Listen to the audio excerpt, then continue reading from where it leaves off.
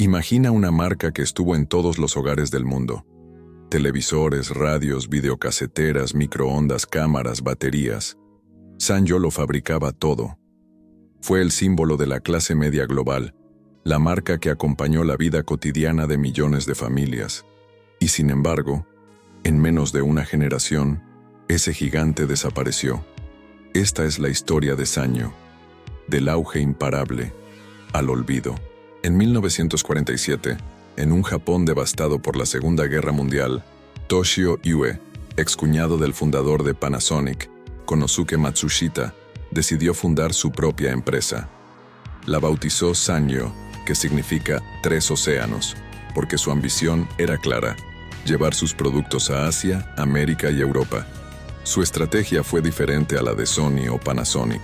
Mientras esas marcas buscaban innovar en productos premium, Sanyo eligió un camino distinto: hacer la tecnología accesible para todos.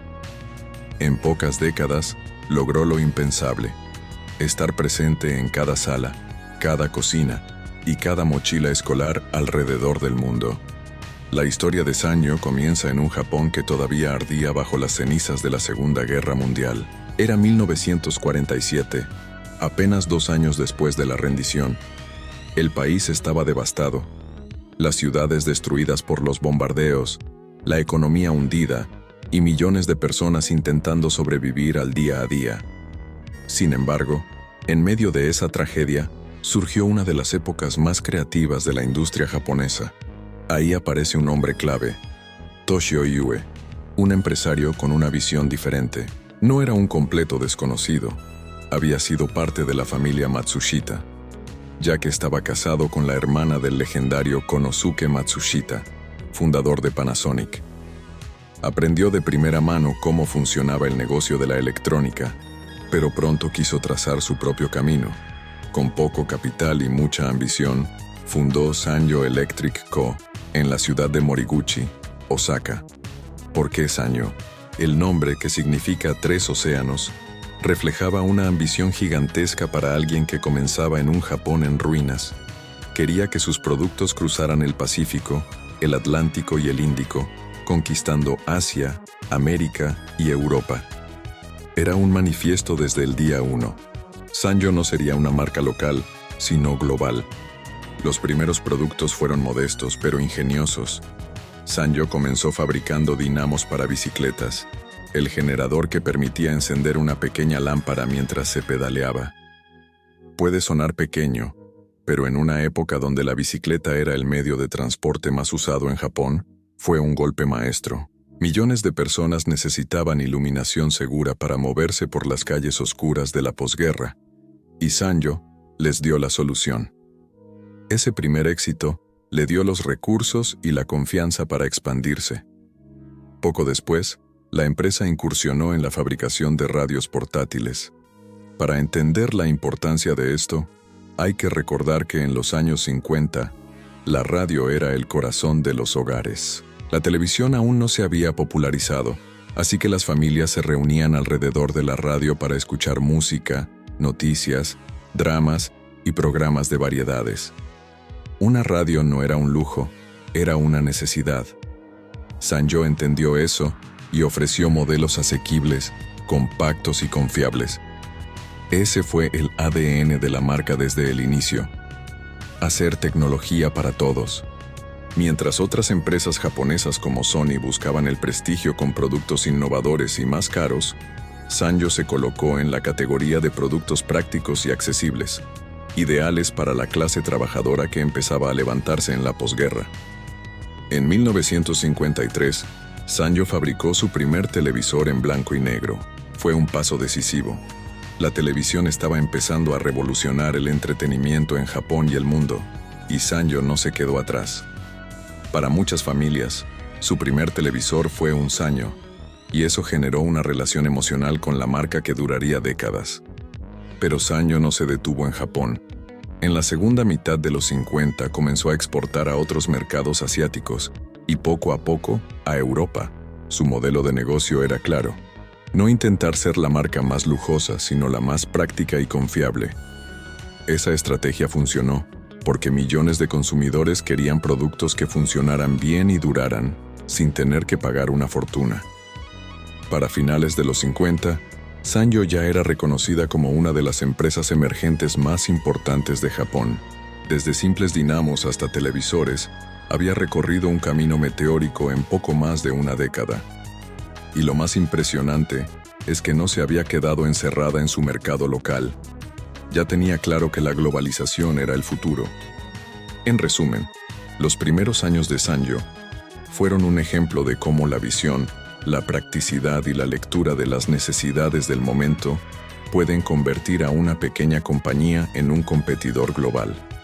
En apenas 13 años, había pasado de fabricar accesorios para bicicletas a ser un nombre conocido en radios y televisores. Era apenas el inicio de un viaje que llevaría a Sanyo a estar en millones de hogares en todos los continentes.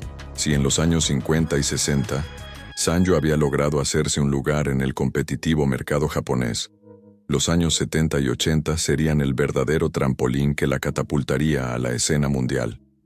Fue en este periodo cuando Sanyo pasó de ser una empresa prometedora a convertirse en una multinacional poderosa, con presencia en prácticamente todos los continentes. En los 70, Japón vivía su milagro económico. La industria nipona se había convertido en sinónimo de eficiencia, calidad y modernidad. Empresas como Sony, Panasonic y Toshiba estaban conquistando el mundo con televisores, radios y electrodomésticos. Y Sanyo, fiel a su filosofía de productos accesibles y prácticos, se unió a ese boom con una estrategia distinta: volumen y diversificación. Mientras Sony se enfocaba en la innovación de alto perfil, como el famoso Walkman, y Panasonic apostaba por la robustez y la variedad de electrodomésticos, Sanyo decidió producir de todo y para todos. Desde radios portátiles hasta televisores, grabadoras, equipos de música, cámaras, lavadoras, hornos de microondas, ventiladores y hasta aires acondicionados. Si había un aparato eléctrico o electrónico que se pudiera fabricar, Sanyo lo tenía en su catálogo. Este enfoque tuvo una ventaja clara: penetración de mercado masiva. Sanyo no buscaba el consumidor más sofisticado, sino al consumidor común. Su lema era claro: tecnología confiable y al alcance de cualquiera.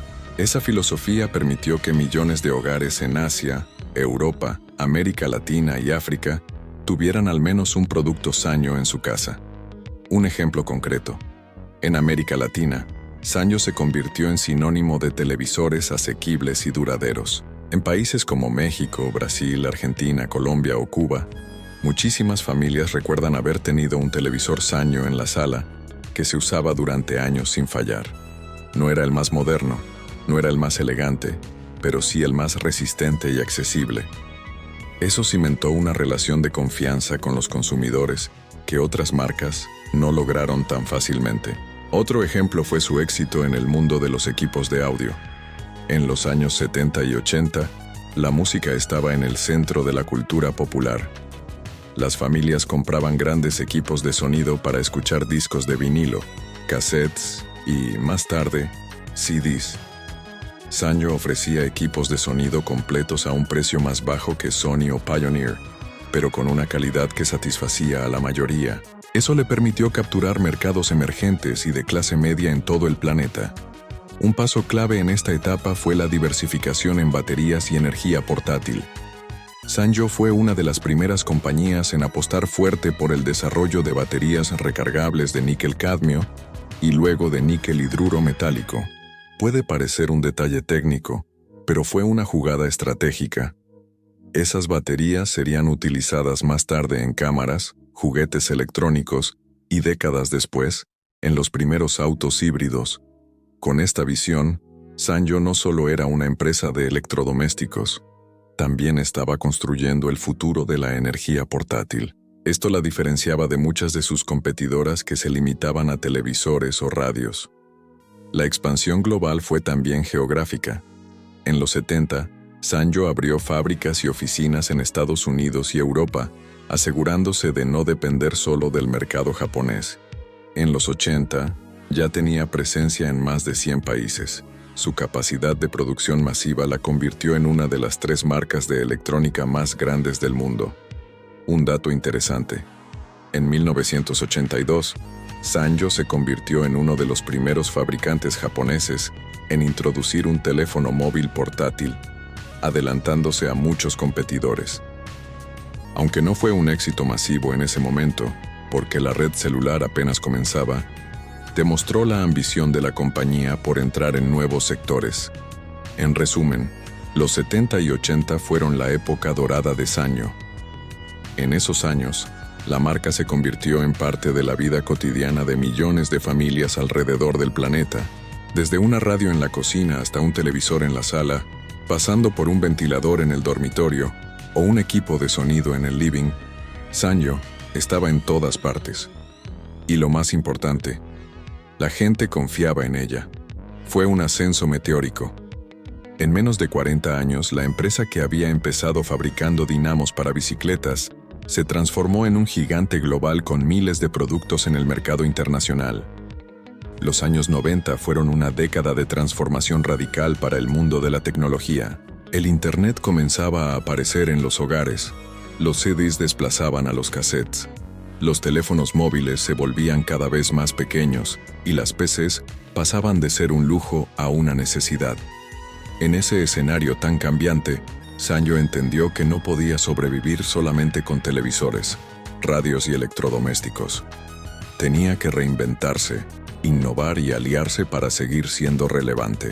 Una de las primeras apuestas de Sanyo en los 90 fue profundizar en un área en la que ya tenía ventaja: las baterías y la energía portátil. En esa época, el mundo estaba lleno de dispositivos electrónicos que dependían de pilas. Cámaras digitales, juguetes, teléfonos inalámbricos, reproductores de música. La gente gastaba muchísimo en pilas desechables. Sanyo, que ya fabricaba baterías recargables desde los 70, decidió perfeccionarlas y convertirlas en uno de sus pilares estratégicos. El resultado fue el desarrollo de baterías de níquel hidruro metálico, NiMH, que pronto se convirtieron en estándar mundial. Estas baterías eran más duraderas, seguras y menos contaminantes que las anteriores.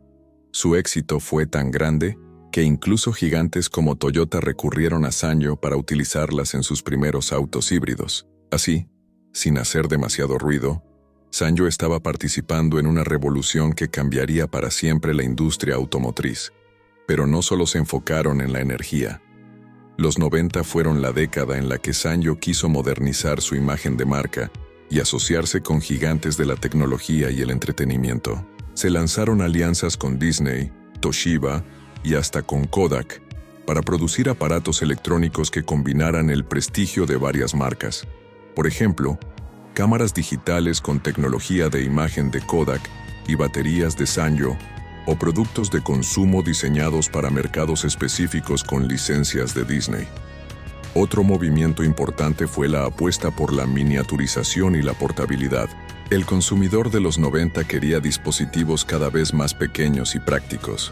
Sanyo respondió con reproductores de CDs portátiles, televisores miniatura, grabadoras compactas y teléfonos móviles.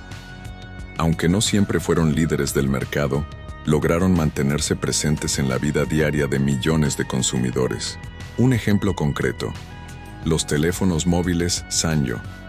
Si bien no alcanzaron la fama global de Nokia o Motorola en mercados como Estados Unidos, a través de Sprint, y Japón, se convirtieron en opciones muy populares gracias a su diseño sólido, buena autonomía de batería y precios accesibles. Esto fue posible gracias a alianzas estratégicas con operadores de telecomunicaciones que buscaban fabricantes confiables para distribuir sus planes. La década también marcó el inicio de la guerra de la electrónica digital. Sony dominaba con sus videocámaras, Handycam y su PlayStation. Panasonic era un titán en televisores, y Sanyo tenía que encontrar su lugar en un campo cada vez más competitivo. Para sobrevivir, apostó por alianzas que le permitieran compensar lo que no podía lograr sola. En paralelo, Sanyo buscó destacar en un terreno inesperado: la tecnología ambiental. Desde mediados de los 90, comenzó a presentarse como una empresa preocupada por el futuro del planeta, invirtiendo en paneles solares y sistemas de energía limpia. Esto la diferenciaba de muchas competidoras que solo pensaban en consumo inmediato. Sin embargo, aunque los 90 fueron una época de innovación, también comenzaron a notarse los primeros síntomas de fragilidad. La estrategia de alianzas era útil, pero dejaba claro que Sanyo dependía demasiado de la cooperación con otras marcas más fuertes. Al mismo tiempo, la diversificación extrema, desde teléfonos hasta baterías, desde paneles solares hasta televisores, empezaba a ser un arma de doble filo. En resumen, los 90 fueron la década en la que Sanyo intentó reinventarse como una marca moderna y global, apoyada en la innovación en baterías, la miniaturización de dispositivos y alianzas estratégicas con gigantes de la industria. Era una empresa que buscaba mantenerse a flote en medio de cambios tecnológicos vertiginosos. Y aunque logró mantenerse relevante, lo hizo con un modelo que tarde o temprano mostraría grietas.